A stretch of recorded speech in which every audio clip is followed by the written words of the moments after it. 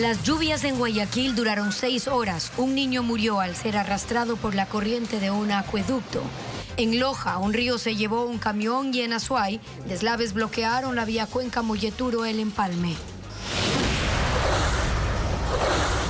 Con más del 99% de las actas de asambleístas escrutadas, Acción Democrática Nacional, de confirmar la adhesión de sus aliados, sería la primera fuerza política con 68 parlamentarios, seguida de la Revolución Ciudadana con 67. La vicepresidenta Verónica Abad debe pagar una multa de $9.400 por campaña anticipada en las elecciones de la alcaldía de Cuenca en el 2023 y tiene pendiente otro proceso por violencia política de género. 6 cárteles mexicanos, más el Tren de Aragua de Venezuela y la Mara Salvatrucha de El Salvador, fueron designados oficialmente como organizaciones terroristas por el Departamento de Estado de Estados Unidos y, según ese organismo, tienen presencia en gran parte de América. 117 venezolanos acusados de pertenecer al Tren de Aragua fueron devueltos a su país luego de que Estados Unidos los envió a la base de Guantánamo en Cuba. La ruta viva en el nororiente de Quito estuvo cerrada durante 5 horas por el accidente provocado por un camión que terminó con la muerte de su conductor y otros 5 heridos. Una ruptura en el poliducto La Libertad Pascuales causó una fuga de diésel en la comuna Zacachún de la provincia de Santa Elena. 30 personas recibieron atención. Buenas tardes, amigos. Iniciamos con la información este 21 de febrero del 2025. Las lluvias siguen causando estragos en el país. Gaby, ¿qué tal? Así es, Estefi, amigos, bienvenidos. Esta vez las precipitaciones en Guayaquil dejaron un fallecido.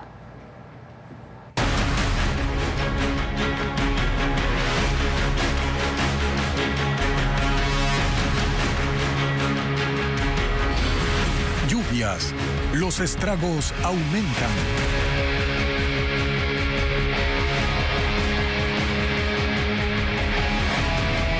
Guayaquil y sus alrededores colapsaron frente a la lluvia que cayó la tarde y noche de ayer. Lo más doloroso, un niño murió al caer a un canal y ser arrastrado por la corriente.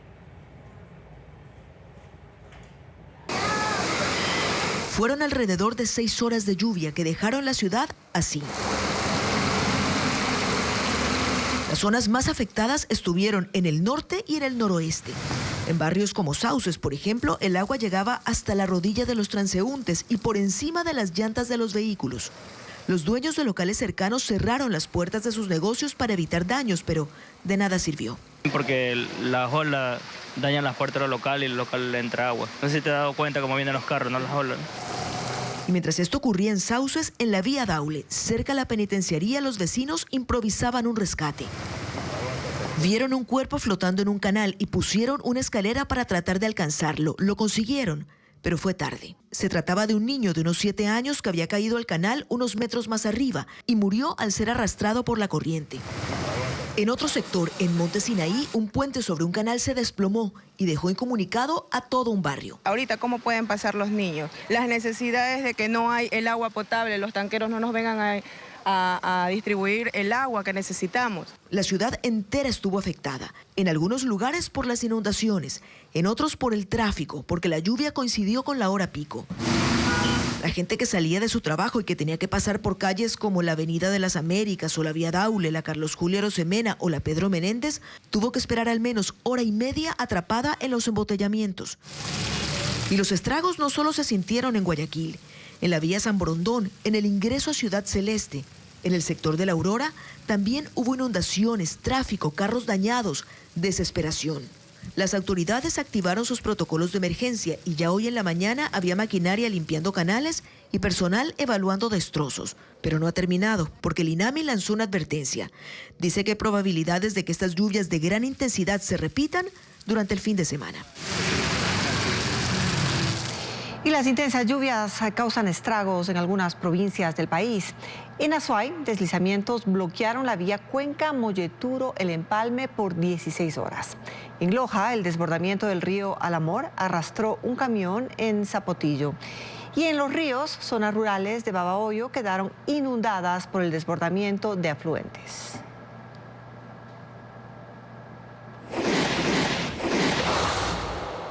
En la provincia de Los Ríos, el cantón Babahoyo es el más afectado por el temporal. Sus 4 parroquias rurales están inundadas debido al desbordamiento de los ríos Babahoyo, Chilintomo, Catarama y Pita. Gran parte de los cultivos de arroz ha quedado bajo un extenso espejo de agua. En la parroquia La Unión, al menos 100 familias resultaron afectadas y una cifra similar de hectáreas ha quedado destruida. El agua no se alcanza donde están los cultivos. Hay 4 metros y apenas la mata de arroz tiene 80 a 100 centímetros. El maíz, como se está yendo a pique también, apenas tiene 1,5 metros de la mata. Entonces en 4 metros ya está perdido todo. Las parroquias Pimocha, Febres Cordero y Caracol también tienen pérdidas en plantaciones de banano y maíz, ahora cubiertas por el agua. Aún no se ha cuantificado la cifra de hectáreas afectadas. Tenemos 37 albergues activados en el cantón Babahoyo, en las 4 parroquias del cantón Babahoyo. En total se estima que alrededor de 3.000 personas han sido afectadas en la zona rural de Babahoyo por inundaciones. En la provincia de Azuay, enormes rocas se desprendieron de una montaña y bloquearon el kilómetro 51 de la vía Cuenca-Molleturo-El Empalme, paralizando el tráfico vehicular durante 16 horas. Desde la madrugada, técnicos de la Junta Parroquial de Molleturo trabajaron en la zona, utilizando taladros y explosivos para fragmentar las rocas y facilitar su remoción con 2 retroexcavadoras. Durante este tiempo, largas filas de camiones, buses y autos se formaron en ambos sentidos de la carretera. A las 10 de la mañana se habilitó el paso por un carril de esta vía clave que conecta las provincias de Azuay y Guayas, por donde circulan diariamente 27.000 vehículos.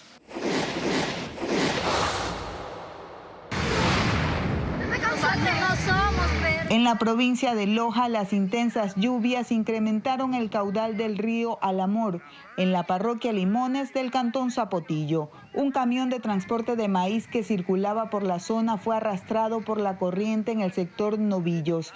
El conductor logró salir a tiempo, al igual que los choferes de una excavadora y otro camión, cuyos vehículos estuvieron a punto de ser arrastrados. Ante el riesgo latente, las autoridades hicieron un llamado a la población para que no se acerque al río. Eso viene volada, eso se sube arriba.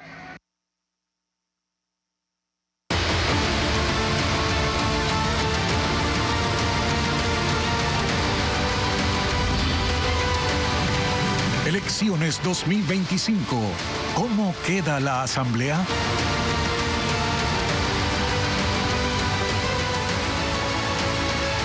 El caso fue procesado por la jueza Ivonne Coloma, quien dictó su sentencia el 5 de noviembre. Tanto Guarderas como Abad apelaron la decisión.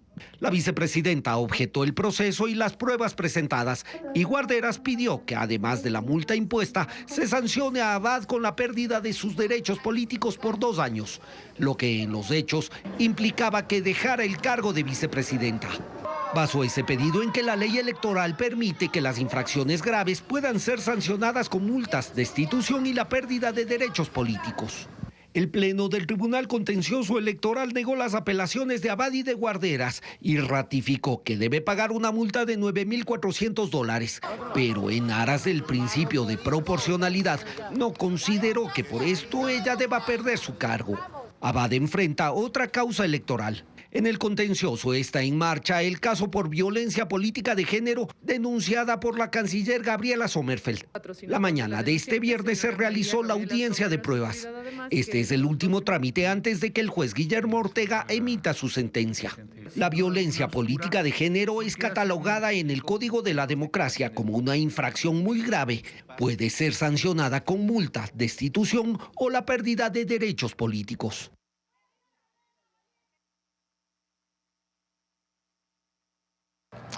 Aunque faltan 3 actas del exterior para completar el escrutinio, esto no cambiará los resultados de legisladores electos. El oficialismo con aliados tendría más curules que la Revolución Ciudadana. Patricio Díaz presenta el detalle de la conformación de la nueva asamblea. Con el 99.49% de actas escrutadas para asambleístas, ya se puede ver la conformación del Poder Legislativo. El cierre del escrutinio tuvo que postergarse porque no llegaban actas del exterior con inconsistencias. En el caso de asambleístas nacionales hace falta 1 y en representantes del exterior 2. Pero eso no influye en los resultados. Así, en la nueva asamblea que se instalará desde el 14 de mayo, ADN llega con 66 legisladores.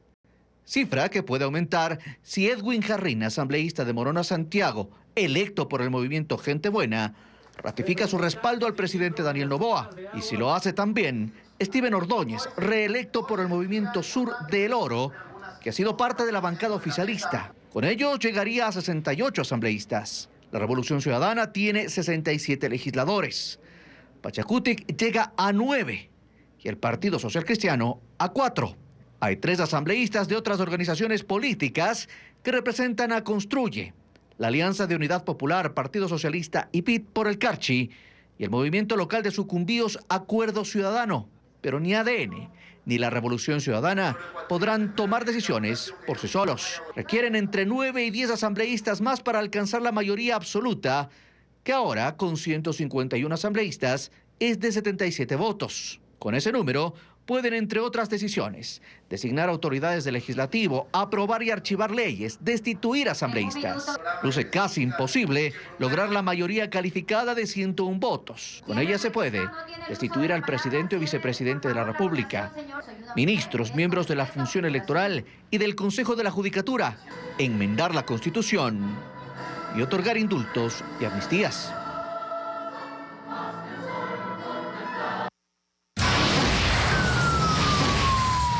En breve, un camión cargado con alimento para aves perdió el control y chocó otros 4 vehículos en la Ruta Viva en Quito. Los detalles de este nuevo siniestro luego de la pausa. Que nada manche tus colores.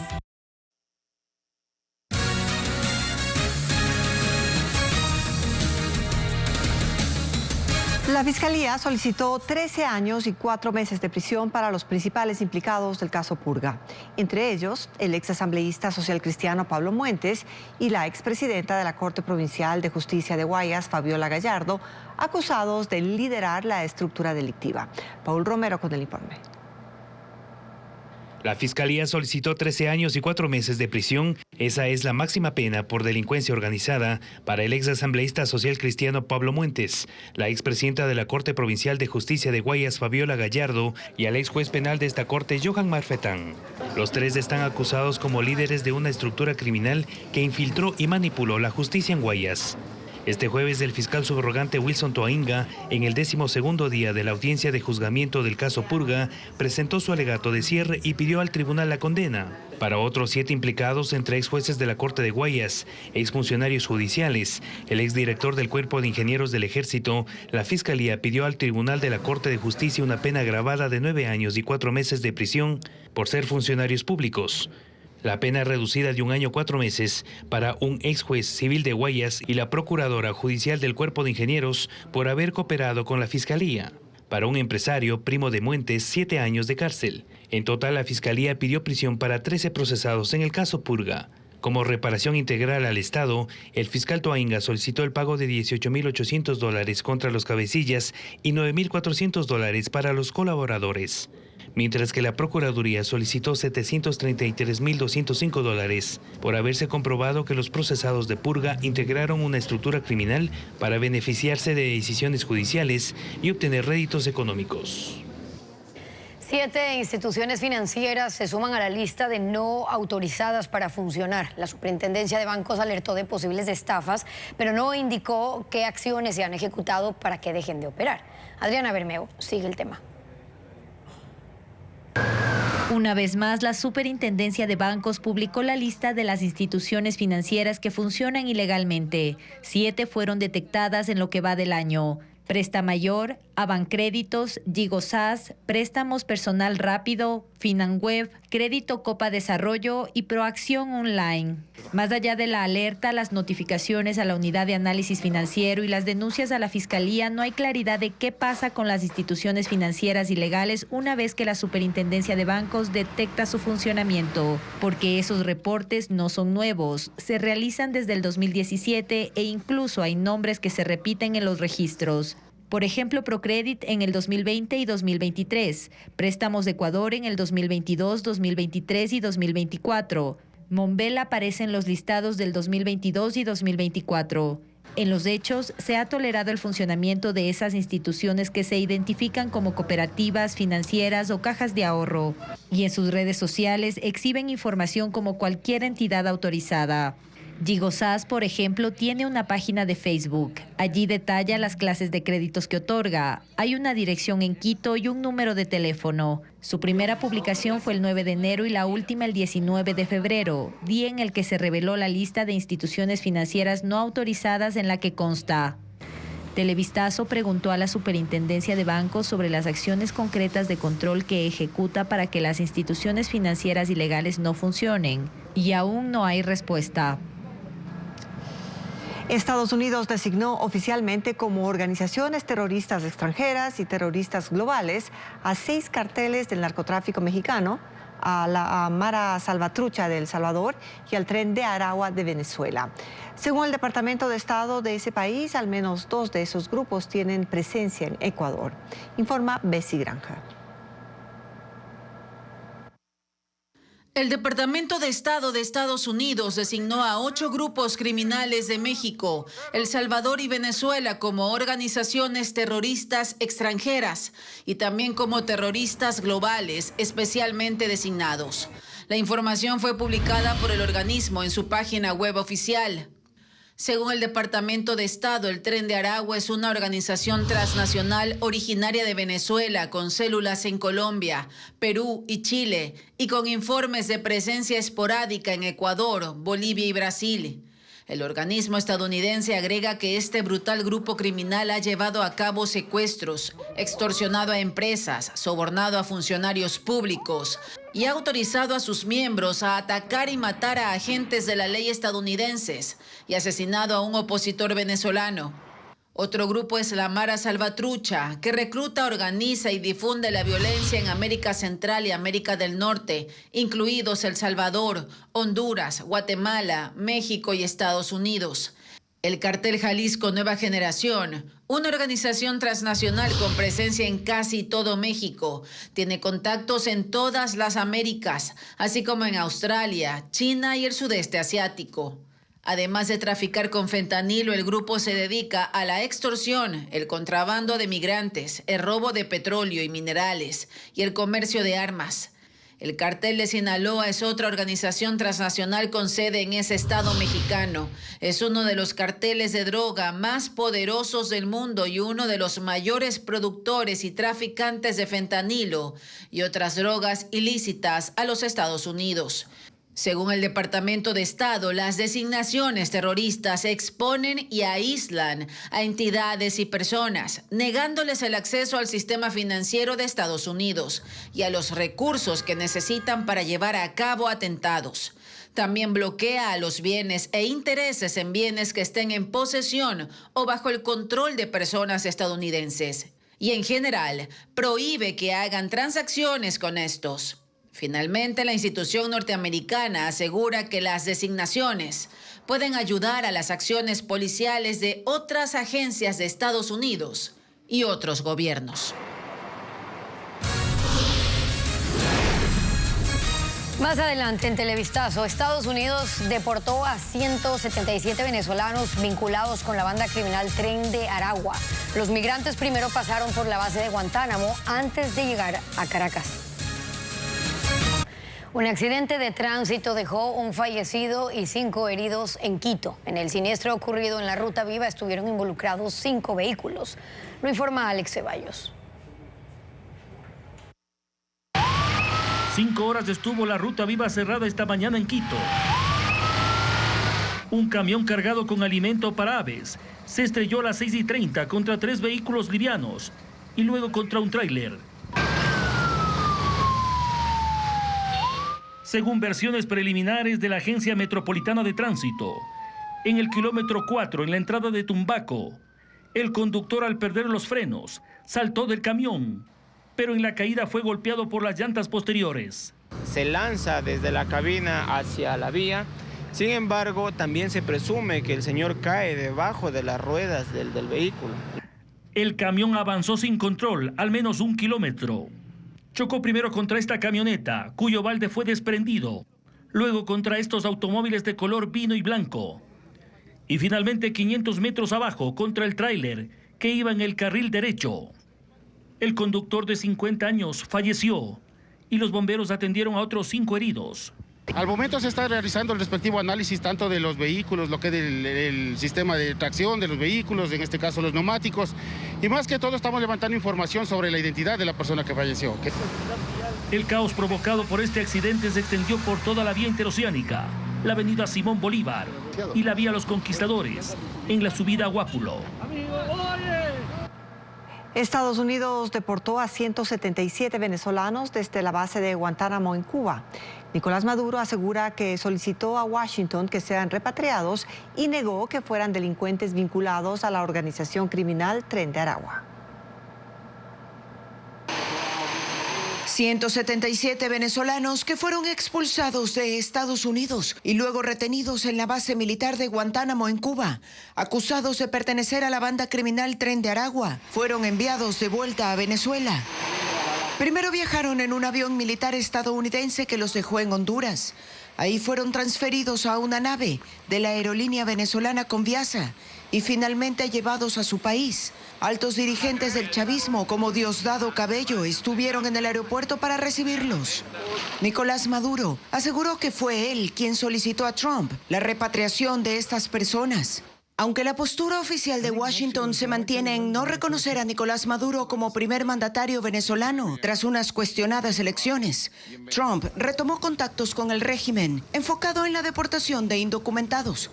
Las autoridades de inmigración estadounidenses aseguran que han detectado a cientos de personas presuntamente vinculadas con el Tren de Aragua y todas serán detenidas y devueltas a su país. El presidente de Francia, Emmanuel Macron, y el primer ministro británico, Keir Starmer, alistan un viaje a Washington para reunirse con Donald Trump y discutir el futuro de Ucrania y las negociaciones de paz para poner fin a la guerra con Rusia. Macron irá a la Casa Blanca el lunes. El encuentro con Starmer, en cambio, está previsto para el jueves. Europa baraja además la posibilidad de crear una fuerza de paz, garantizar la seguridad de Ucrania en la posguerra, incluso con enviar 30.000 tropas francesas y británicas, aunque no todos los países europeos están de acuerdo con esa alternativa. Israel investiga la explosión de 3 buses en la ciudad de Bat Yam, cerca de Tel Aviv. No hubo víctimas, pues las unidades estaban vacías, pero es investigado como un atentado terrorista luego de que la policía hallara artefactos explosivos con temporizador. El primer ministro Benjamin Netanyahu convocó a su gabinete para analizar el incidente y ordenó a las fuerzas de defensa realizar una operación contra los centros del terrorismo en Cisjordania. Hasta ahora hay 3 personas detenidas, entre ellos un judío israelí.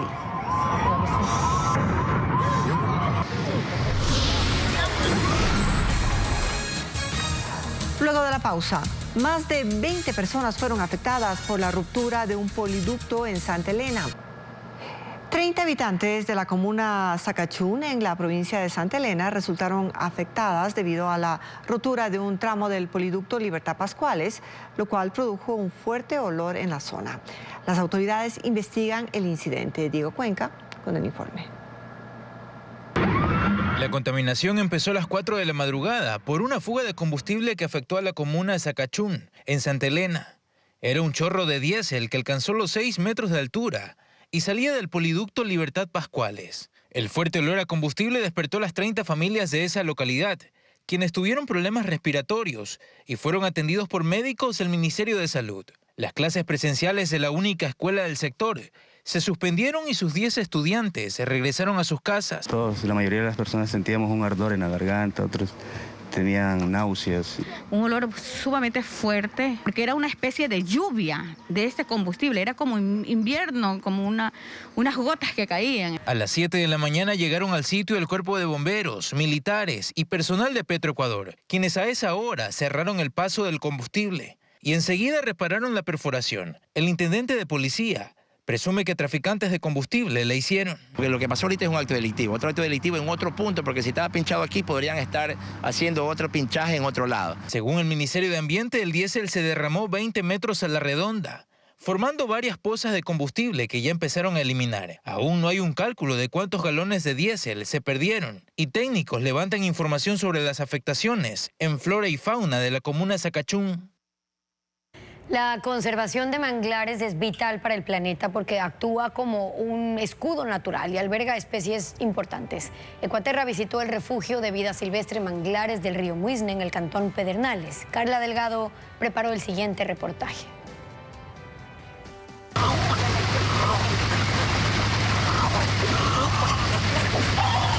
La lancha surca en medio de un paisaje bordeado por verdaderas esculturas entrelazadas de manglar.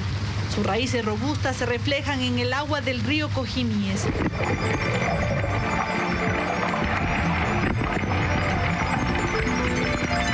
Y como dando la bienvenida a una gran mantarraya, se deja ver muy cerca de la embarcación, iluminando las aguas. Es el estuario de Cojimíes en el cantón Pedernales, en el corazón del refugio de vida silvestre Manglares del río Muisne. Tiene 4.662 hectáreas. Los manglares forman túneles y sus copas se elevan hacia el cielo que por momentos se torna naranja por los reflejos del sol. Estos tardan hasta 25 años para tener entre 40 y 50 metros.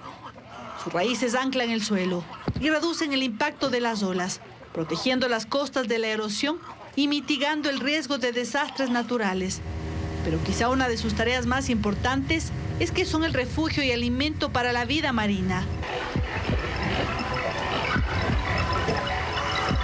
Aquí viven unos 25 tipos de cangrejos, como este que sobresale por su color intenso, conocido como cangrejo rojo de manglar. Los comuneros los llaman los guardianes de la biodiversidad.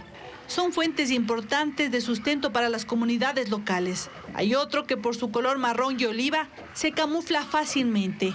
Es el cangrejo de mangle, eficiente para evadir a los depredadores. Se escabulle a lo largo de las ramas a una velocidad de 1 metro por segundo. Su espectáculo es menos visible cuando llega el atardecer.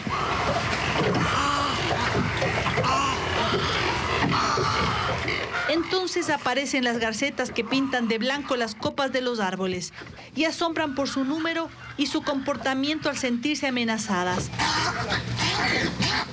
Abren su cresta que tiene un plumaje fino y delicado. Llegan en masa y pelean por acaparar el mejor lugar de cada rama. Las adultas tienen patas negras y las más jóvenes amarillo verdoso. Se alimentan de peces, anfibios e insectos. Su gorjeo es particularmente bullicioso. Este es el mejor momento para verlas, entre las 5 y 6 de la tarde. En el estuario viven algunas pequeñas que también se albergan en las raíces, como estas decenas de playeros blancos. A unos metros una águila pescadora observa. Según los comuneros son de difícil avistamiento, porque son migratorias. El pelícano pardo, que siempre se adueña de la copa del manglar, es una de las especies más vistosas, por su pico largo y un saco donde almacena peces. Las 5.000 aves de 134 especies registradas son una razón suficiente por la cual la Asociación de Servicios Ambientales de Cojimíes preserva los manglares. Allí se reagrupan 40 jóvenes que desde hace 4 años han sembrado alrededor de 50.000 mangles, la mayoría en la isla del Amor, que está en el extremo norte del estuario. Desde que restauramos hemos encontrado lo que son hasta peces que desoban ahí, almejas, jaivas, y eso para nuestra comunidad que se dedica a lo que es la recolección de conchas es una fuente de trabajo. Y para diferentes personas una fuente también de turismo. Lo que buscamos es que sea una zona como una reserva verde, devolverle a la naturaleza un poco de lo que nosotros como seres humanos le hemos quitado. La isla está formada por un banco de arena blanca que se extiende hacia el Océano Pacífico desde la desembocadura del río Cojimíes. Gracias a la reforestación, aquí han vuelto especies que se encuentran en peligro de extinción, como las garzas rosadas. Son aves migratorias que llegan desde el sur de los Estados Unidos. La más grande puede medir 71 centímetros. Hay pocas, lo cual incrementa el placer de verlas. En la Isla del Amor se encuentra otra ave rara, la garceta azul. Habita en Argentina, Chile y Uruguay. Se cree, a diferencia de la mayoría de las garzas, que le gusta convivir en grupo. Hay también otras especies en la isla. Estos cangrejos violinistas que al excavar profundamente en el lodo ayudan a preservar el ecosistema. Crean un laberinto de túneles que airean las hierbas y plantas submarinas. La isla además es testigo de un fenómeno único en los meses de junio y julio. Hasta acá llegan cientos de aves migratorias para aparearse. Otro espectáculo natural que atesora esta zona.